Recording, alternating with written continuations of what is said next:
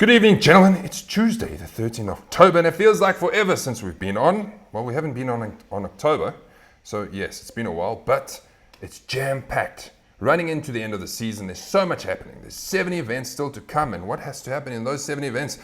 We have to crown champions. Thursday champion, Series 1 champion, Sunday Series 2 champion, knockout team champions, plus the player of the season.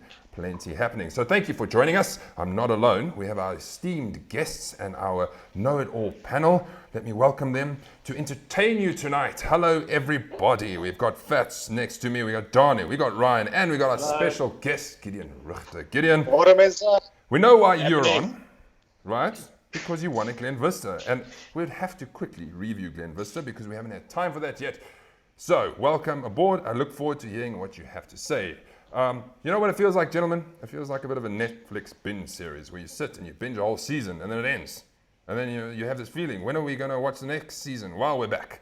Let's just say that. So everybody in the chat line, keep us entertained. Your questions are coming. Before I introduce everybody and hear how their last few days have been, let me tell you what a busy show we have today, right? We've got Glenvista's review. We've got Dainfern's preview, Thursday League coming up in 2 days' time. Then we're going to look at the final major of the season, the Summer Cup. Who's qualified?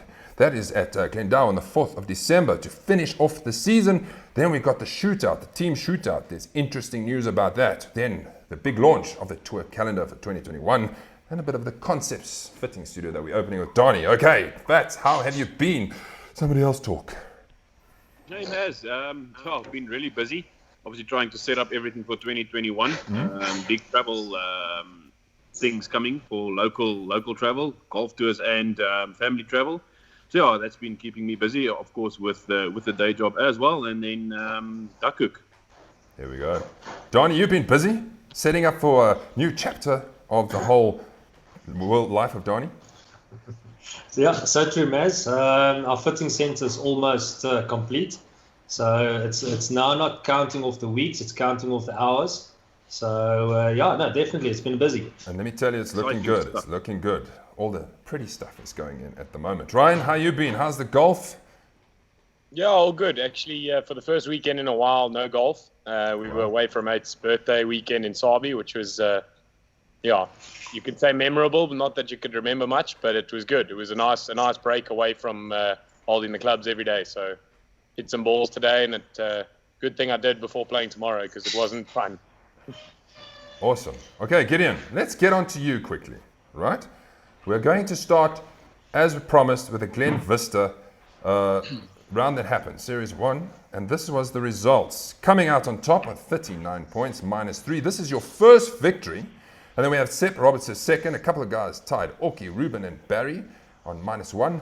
Dylan Bowles tied 6. Leon Oosthuizen tied 6. Simon Mayer tied 6. Billy Hall tied 6. So good round all around. Gideon, talk us through the feelings of winning your first league game. Yeah, Maz, it was great, man. It's been a while. I think it's 2.5 years and counting. So I think it was probably about time. But yeah, it was fantastic to win. Sitting there afterwards, after I'd finished my round, I think it was a bit more stressful than the actual golf. Yeah. Well, seeing all the scores coming in towards the end there. But the guys made it interesting behind me, and I was just lucky enough to pull it through. Well, let's have a look at your scorecard quickly and take us through this round of yours. Yeah. It was a funny old round, to be honest. I think I only hit about 4 or 5 fairways the whole day. And I just had to punch out of trees, and I was lucky enough with some of my misses just to be in decent positions to be able to go for the green as well. So hit a lot of the greens from off the fairways, which is quite nice at Glenvista. You don't always get the opportunity to do that. And then made a couple of putts, almost made a big bugger up on the 18th. It's not on more than I like, but saw it through. Talk us through the 2 birdies there that you had on the card, on the 2nd and the 17th, the 2 par 5s, if I'm correct. Yeah, both of them, the 2nd and the 17th, I pulled my drives left into the trees and had to manufacture a kind of a shot out of there to get myself back into the fairway, and hit 2 really nice wedges onto both of those greens. I think both of the putts were about 15 15 to 18 feet, and just put them in the hole. Always nice to make putts, gentlemen. Always nice. We've been blessed with some of the courses and some of the greens that we've been able to play on. Very, very important part of Glenvista, I would say as well. We had the Bushveld event there the week before, and they definitely firmed up and sped up those greens, and they were still a bit of the aftermath and the speed, because they were quick. But if your putter's working at Glenvista and you're hitting greens okay, definitely scoreable, and that obviously shows with those putts as well in the par fives. How did it go with your Bushveld Tour round at Glenvista? Did you finish in the money? I did. It was my first earnings actually in my golfing career, so first time actually taking a paycheck home, so to speak. Yep. So that was cool. Yeah, I finished 2 over. A couple birdies coming in. I actually birdied 16, 17, and 18 on the day. And then, we had Kyle Army the following week, and actually had a really nice round going. I was 1 under with 3 to go, and I managed to bogey all 3 on the way in. So not the most ideal finish there, but still managed to stay in the money, which is quite cool. Well done. Well, keep us updated what else is happening. Okay. Yeah. I want to quickly touch on some interesting results from Glenvista. Everybody wants to know who the winning team was. Well, this was the winning team. Gideon, you're in that winning team. You were with Sarlstein, Leon van Oude, and Ryan Jensen, making 90 points -8. So congratulations to this bunch of guys. Nice 4-ball, Gideon. Yeah, lovely 4-ball, man. We had a great time. We had a lot of laughs, and Ryan and Leon are good oaks to play with. Actually, the first time I played with both of those guys. Sarah I've played with a couple of times before. But we had a lot of laughs, and I think it's actually the second tournament in a row that I am in the winning team. So that's Nice. well done as well. Yeah. Time to make it a hat-trick. And it's nice to play with different fellas, as we say. That's why it's a social league. Okay, let's have a look at the best gross scores. Well, we had Basil Wright scoring 70, Hunter Wester 74, Donnie, there you are once again, 76, Gina Richter 77, and Ruben, well done, 77. There was somebody else shot 77, but he didn't fit into this page. I don't know if that was you, Ryan. I can't remember. May have, right. So, how does it all stand? There's one Series 1 league game to go, Fats. How does this stand? Look how close this is. Well, this is tight. I don't think we've ever had such a tight finish with so many guys still in contention. If you look at it from 7th place to 1st place, there's only 9 points in it. It sounds a lot, but it's not. Udani can have a mare at Jackal with coming in with a 28-pointer. Gideon with 36 points, and they're right by each other. So, I'm looking forward to that last league game, especially with the top 4 guys playing in the same 4-ball, giving each other a bit of slack there. And, so it's going to be really interesting. And Donnie and Frikkie going up against each other and not being teammates for that round. Donnie, talk us through it. We move on to Jackal Creek for this final round. Everything to play for. You do not have a league title to say overall. So, pressure's on. Yeah, well, definitely there is. Obviously, I would want to take Sunday League 1, but there's a couple of guys that's playing well that's behind me there. So my goal for Jackal Creek is just to finish 1 point ahead of everybody.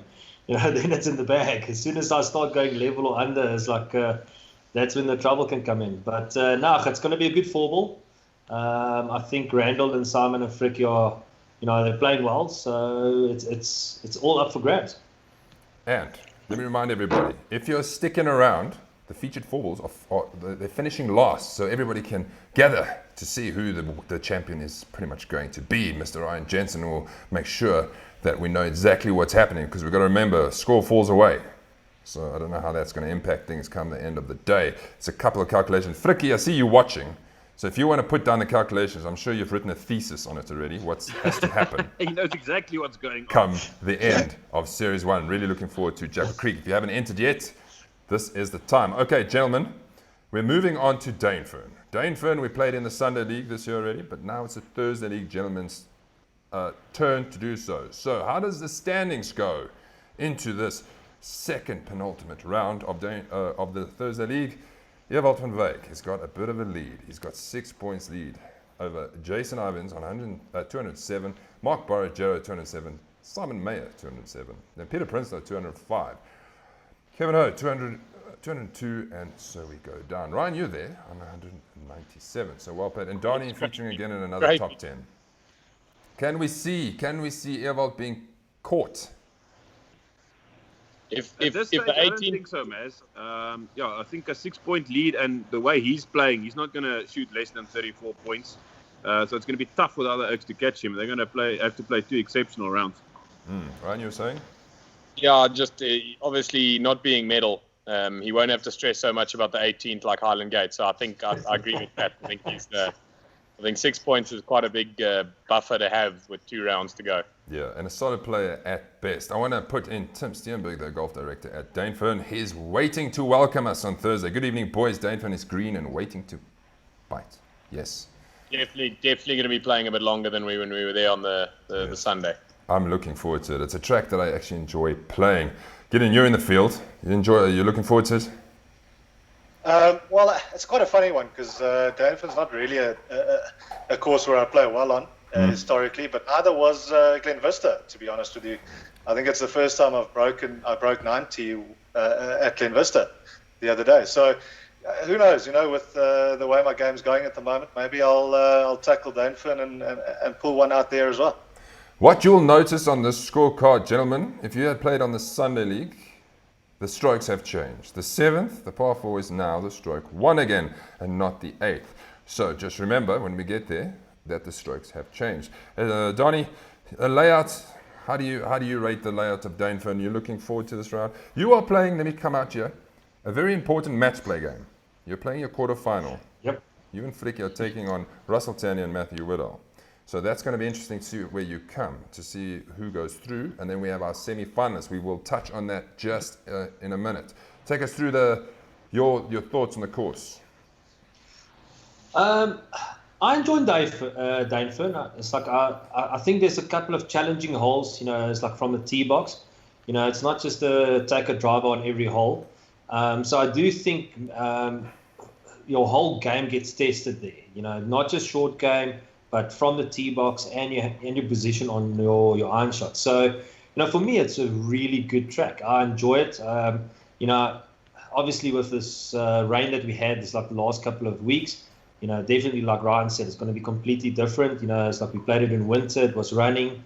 So I think the course is going to be completely different to when we played it. I think it's going to be a little bit longer, nice green grass. So, and I think hopefully the greens will be also a little bit more receptive. It's like with being a little bit wetter. And you're going to carry Fricky, apparently, says Dorian. Come on, Dorian. And we've got Russell watching. Team scale. Well, good luck, everybody. That's going to be interesting. All right. A few things to go through. One of which, the field. Who's playing? Boys, anybody stick out here for a win on the Thursday League? Starting at 7 o'clock. First tee. This is the boys. I'll say Kev. I don't know. I think I'm not Sorry. sure what Adam's handicap's going to be. Sorry, Ryan. But I know him quite well. It's the first time in a while he's playing Duckhook. I just always see scores at Firethorn and Leopard going like 68, 67, 69. Sure. So he's a good golfer. On that day, depends on his handicap as well. He can easily go 4 or 5 under and be in contention. I like Kevin, eh? Kevin's hit a run of form, so you never know. He might do well. I agree with that one. He's got a bit of handicap helping him somehow as well. So. Somehow he's in 11. So I don't think we can look very far past that. Gideon, did you lose any shots? I think you lost a shot after your round there. Let's go to, and as you can see, the green is the featured 4 balls. Let's go to the B page. This is 10th tee. The guy's teeing off that side. I'm playing with Hanno Oosthuizen and Hansi Aman, the Firethorn champion, and Louis Hutting. Yes, Kobus joins us for the Thursday League. It's nice to have Kobus in the field. And then a bunch of regular gentlemen. So, good luck to everybody playing. Any favorites on this list quickly? I'm going to go with Forky Brits for some reason. He's been up there every now and then. I think he's due putting 2 good 9s together. Okay. Yeah, I'm just looking at that second last 4 ball there, old Ronnie Volhurter, It's a guy off a handicap like that who can, 16, yeah. Who's a pretty good striker. He'll, I think it's the kind of course that might just suit him. Yeah, if the ball's going a bit straight off the tee or, a consistent striking off the tee, then he can definitely score there. The Duckhook featured hole. If you can you remember what it is? Yes, well I do. This was the hole, as par 4 fifth, the stroke 7, the short down the hill. Not too complicated, but it does bite a couple of guys. The landing area needs to be more precise than you think. Or a lot shorter than you think, and it makes that all a bit easier. Yeah, plenty to play for.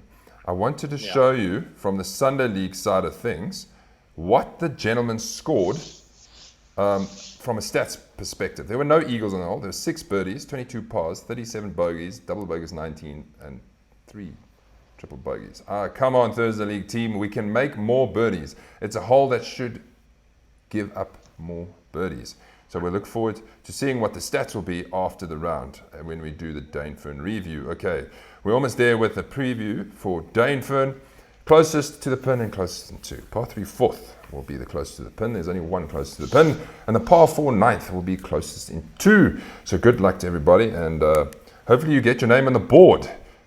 Finally, these are the... And it stays on the board. And it stays on the board, yes. These are the groups that are going to be taking place. So put your comments down who you think is going to be winning these virtual groups.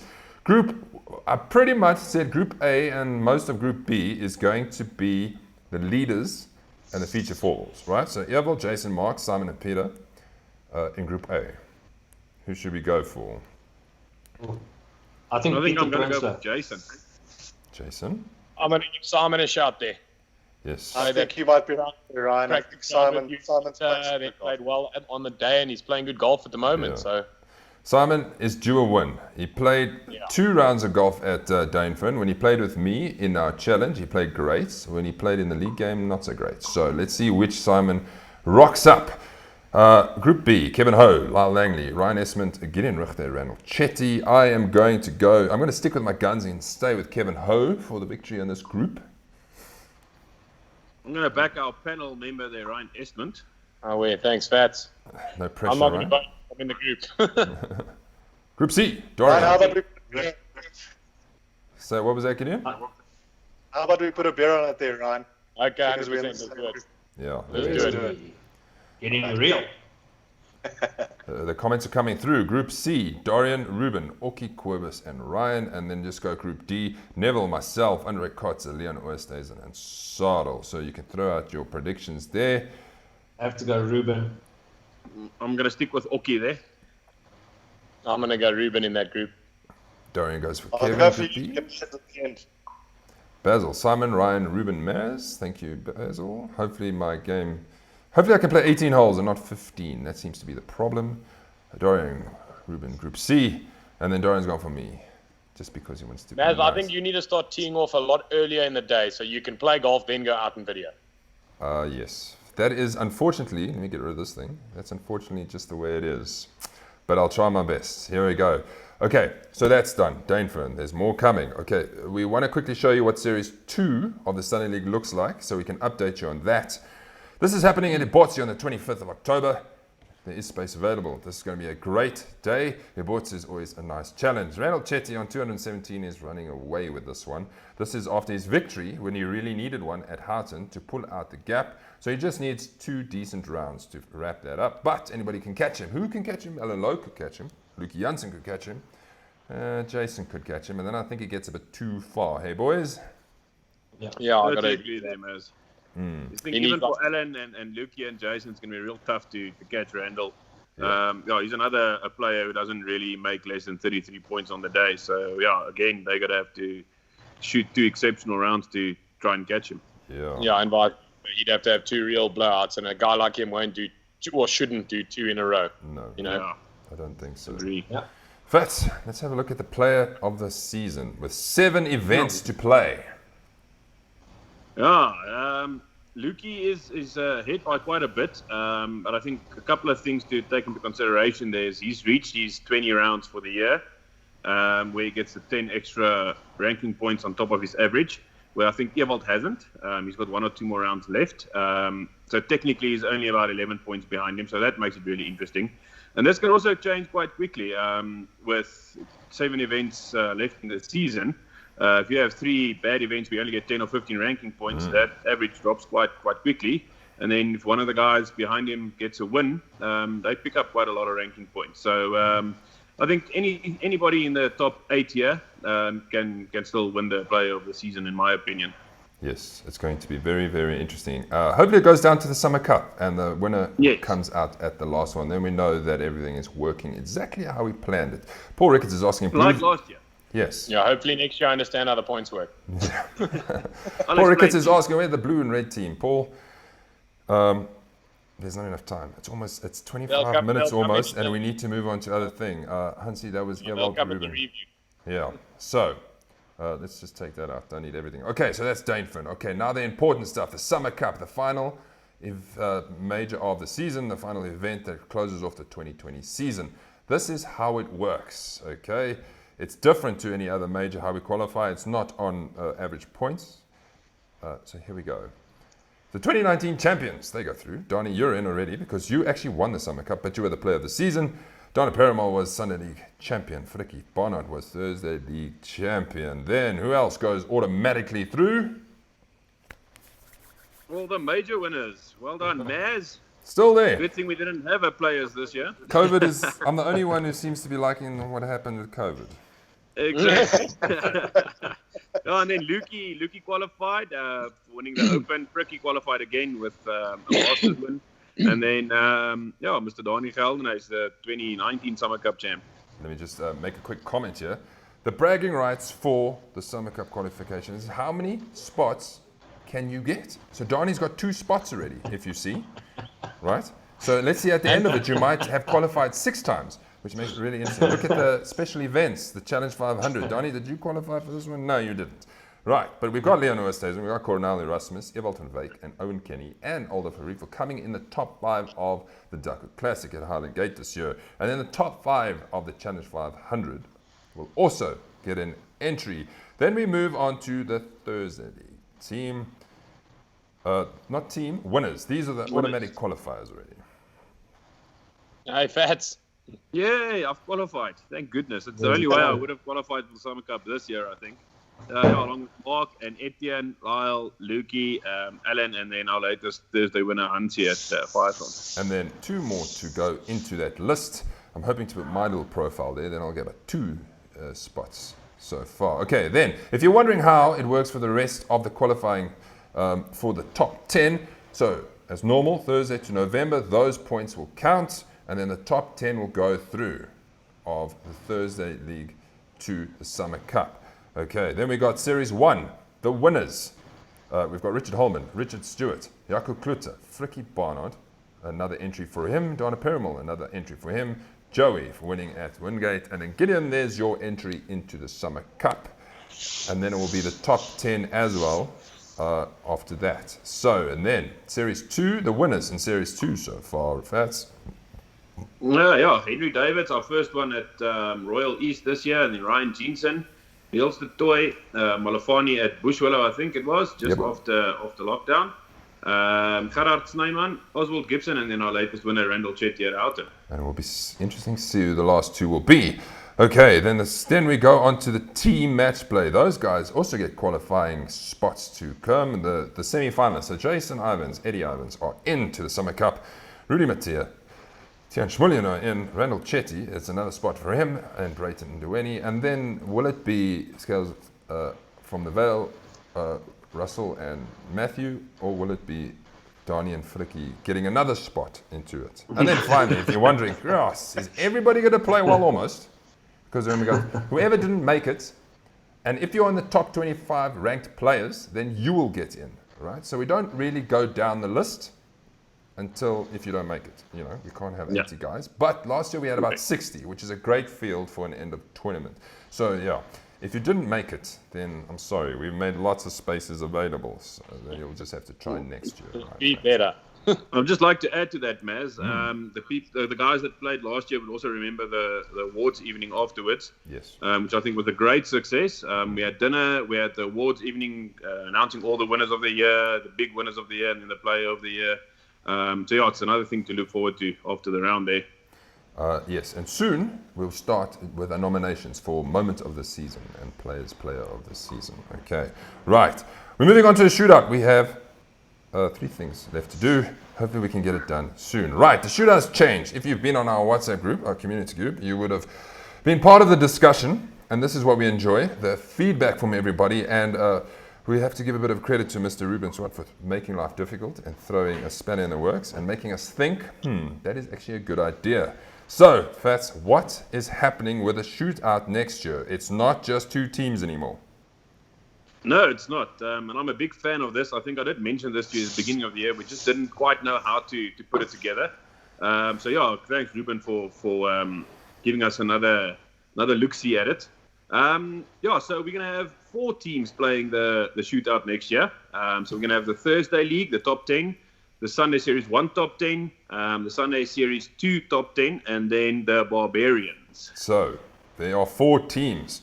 And just you might be looking at the players who are on here. These are the current captains, but that might not be the finishing captains. The captains are obviously the guys who win the actual standings, right? Yes. So I'm going to go with Ewald.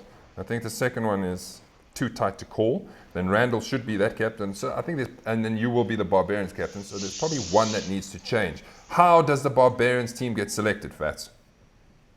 So we had quite a long chat about this. I think the fairest way to go about it was putting together a little qualifying criteria. So basically, it's for all the washouts who hasn't been chosen for a team yet, including myself. That's why I decided to be captain of the team. No, just kidding. So, it is for the guys that haven't qualified on the Thursday, Sunday 1 or Sunday 2 teams. So our qualifying criteria, as you can see there, is we decided, obviously, you have to be a Duckhook loyalty member to qualify. The amount of events you play during the season. So obviously we want Oaks that play 70 or 80% of the events. If you've won a league, a major, a special event, etc., and you haven't got a spot on the other teams, you will definitely become a Barbarian. Also, we look at if you're in the top 20 ranked players, and then your overall season performance. So we've got a little qualifying criteria there where we're going to choose the team from. And that means that you could be the picks to be in the Barbarians team. Obviously, we're going to do a great show for this to build up to it. So it will be interesting to see who the picks will be. So that will be the Barbarians. Let us quickly go to the Thursday League team, which Ewald is now captaining.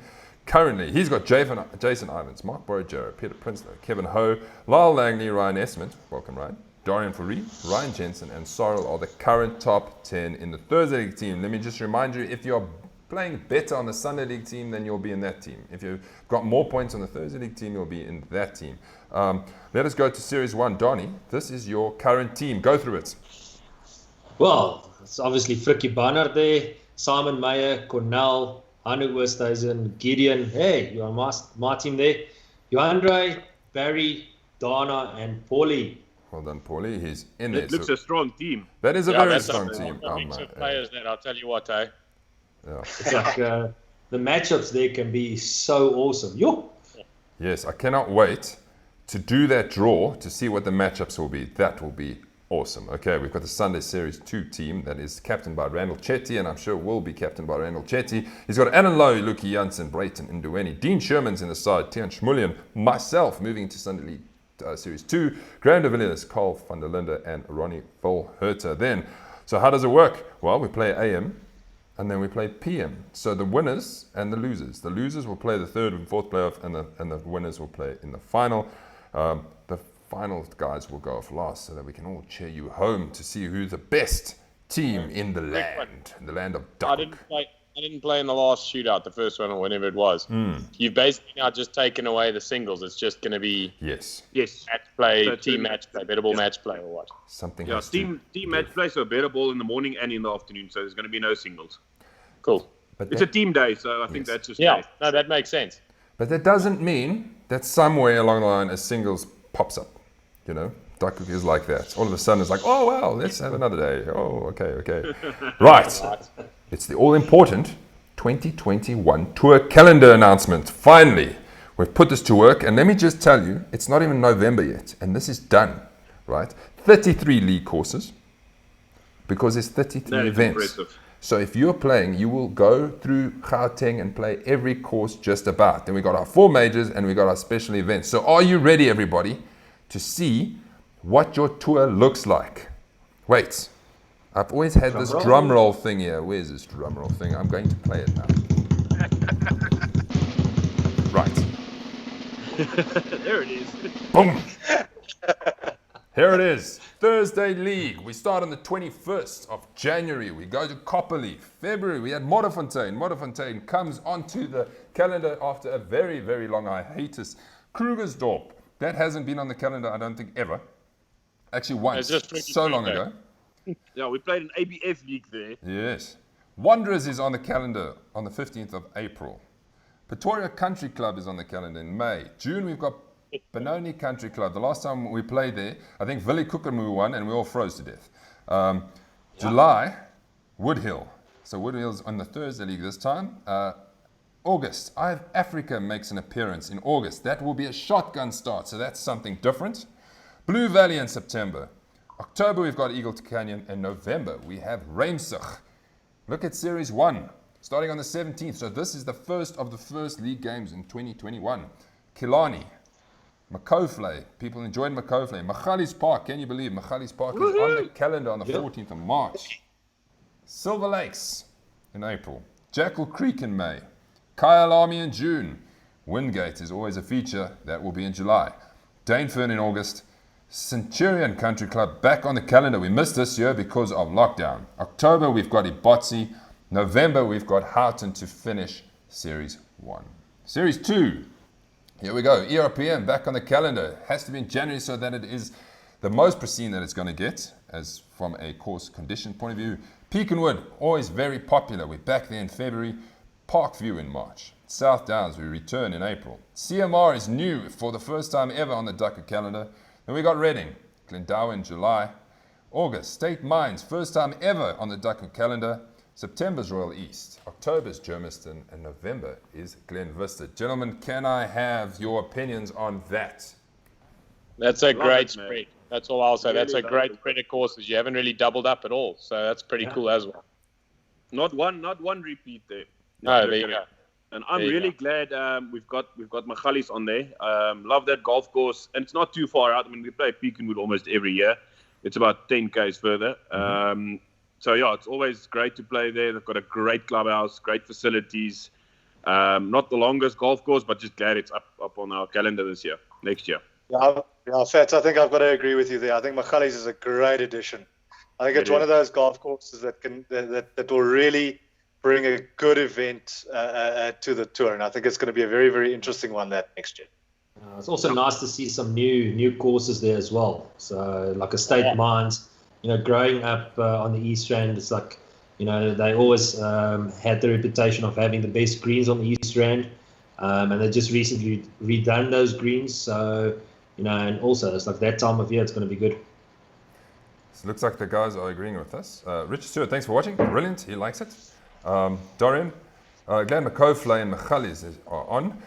Touching on Magalies, I think that could be a weekend away for you and your partner. You could easily go there the Saturday, stay over, play the golf the Sunday, and head back. So that's. I think we do a little package for a Peakenwood Saturday and a Magalies Sunday. Definitely, I think that's easily possible. Matthew likes the look of the calendar, and Frikkie, yes, Krugersdorp is on the calendar just for you. Maybe you win one of those. Okay, there is another page. This is the special events. This is the majors. The majors return. The Masters returns to Serengeti. Sorted. The Open can't go anywhere but Ibotsi. The Players' Champs. Well, that is TBA. As always, we decide. I'm kind of leading. If I can get Bryanston on board, that's where I'd like it. That would be my option. And I'm sure you would be happy with that, everybody. And then Glendower to finish up once again. Then the team shootouts, Eye of Africa. Then the tour to Fan Court. If this happens this next year. Yes, just a quick one there. Summer Cup Glendower, that's probably the 3rd of December, That right? would be the 3rd of December. Thank you very much. Yeah. I'll fix that one. Classic, Highland Gate. This might change the dates, Fats. Yeah, it's going to change again. The guys from Highland Gate phoned me the day before yesterday. They have now moved the Ls for Autism Golf Day over our dates. So we cannot get those dates again. So we're going to move it to a bit later in September. Yes, doesn't matter as long as we go. That's all that It was matters. a good Get time, so that would be a good time again, I'm sure, because September it's a bit warmer there, which is cool. Yeah, we had the date for, I think, mid-September, but they're holidaying on the 6th till the 9th or something. So the greens would have been a bit bumpy. So we'd rather do it later in September. Gideon, you better come on the tour. You missed out. It's unbelievable. Next year we'll have 60. Yeah, I have to do it this year. I really missed out. Yeah. Yes. Okay, so that is it. That calendar will go everywhere, and we will promote it. So join us. If you really want to play a lot of courses, this is the place to do it. Okay, we've got 2 minutes left. How much? 37 minutes. So we've actually done well for the amount of things we've been wanting to cover. What, Donnie, are you going to tell us? Talk about concepts. Yeah, this is the most exciting thing, I think, for the whole evening, for this, especially from my side. So, guys, our fitting center is opening up on Monday. So the whole thing is we've got all the top brands in there, so we can cater you from putters all the way through to drivers. And not just that, we can do golf ball fittings. We can do distance fittings as well to have a look at your own distances, how far you carry your golf clubs. So as you can see there, it's like we've got all the top brands: Titleist, Callaway, Mizuno, Honma, Ping, Cleveland, Strixon. And more to come. So, definitely the guys, for any of your golfing equipment need, come through to us. Give myself a call. It's like we've got an email address as well, fittings@golfconcepts.co.za. Mail us, we'll get in touch and we can slot you guys in, because definitely it's worth your while to get your equipment right. And also it's like for the guys that sort of are at the bottom side of the league, getting right equipment, getting right ball can push you up to being contenders next year in the leagues as well. And if you want a swinger license, you can do it for them. Yeah, definitely. Distance analysis, we can go through, like I said, everything, see how far you guys carry your irons, it's like how far the total distance is, so we can literally exploit your whole game and see where you're falling short. And that's the nice thing with the fitting center now. Very and exciting. Then you can play Augusta. Well, that's the other thing as well. It's like our simulator is also going to be up there. That's the extra part that I didn't mention before. So yet again, it's like we're going to have roughly 72 courses, that the guys can come and play. So which is also great. That's amazing. Fantastic. And just to add to that, I think most of the guys do know already. It's not only golf clubs, golf balls, etc. You can get from Concepts, but any gear. You can get your shoes, your bags, whatever you want. Just give the guys at Concepts a call, and they can sort you out at the best price possible. Yes. Loyalty members, this is where you come in. You will benefit, loyalty members, because you can get stuff at a discounted rate through us. So just remember that.